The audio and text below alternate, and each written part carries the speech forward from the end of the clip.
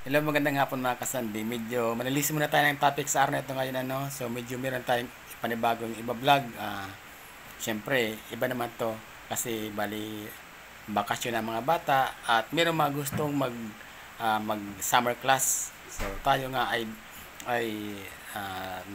nag-accept ng tutorial kaya ngayong araw nito ay meron ako sa inyong ipakilala lang dalawang estudyante na unang araw namin ngayong araw na to. Kaya tara na, umpisahan natin ang ating klase sa araw na ito.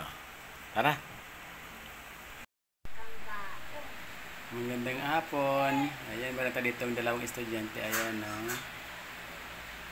Tutorial muna tayo, hanap buhay tayo ng konti. Nako, pag mga galit ang kasama niyong bata, hindi ka pwedeng magalit.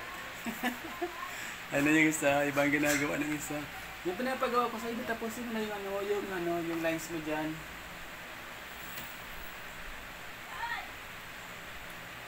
Oh, kapag sabi ko 'di ba, kapag hindi maganda yung pag hindi very good walang baon pag uwi. Kaya dapat very good yung yung inyong diyan, ginawa diyan. To. Lagi po ako nagkakabali, siguro wala na akong utak. Lagi kang nagkaka? Ako palagi ako nagkakahuli ng tsinelas. Tapos mo na ginagawa mo, Bella.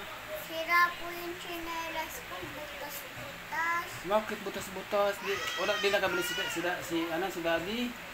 Opo. Bakit? Kasi uwi na si Mami.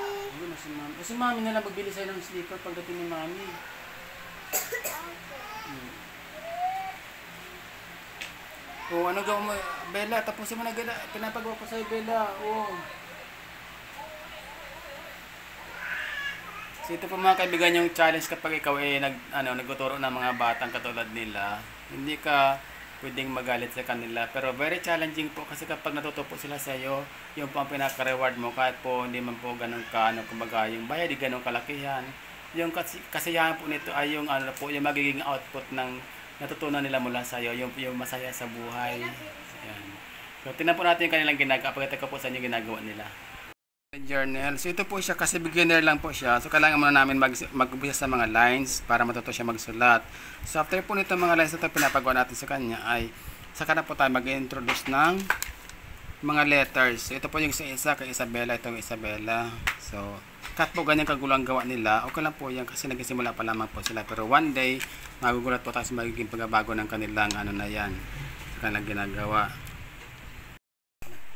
So ito po yung aking mga estudyante pala ngayong araw, ayan. So bali first day po namin ngayong araw at kailangan po muna namin maging comfortable sa isa't isa, lalo na po ang mga bata kasi tayo matanda na. So alam natin kung paano tayo sila mag-a-adjust. Pero sila po kailangan nilang maging comfortable muna sa amin. So nakita niyo na po yung kanilang output kanina, ano yung ginawa nila. So yun po ang aming panimula. So medyo magulo pa po pero okay lang po yan kasi sa masusunod na araw magkita po natin ng improvement ng aming ginagawa. So, for the meantime, paalam muna ng inyong host, Sandy TVPH, ang inyong guro na nasa bahay lang. So, kaway-kaway. Babay na, babay na.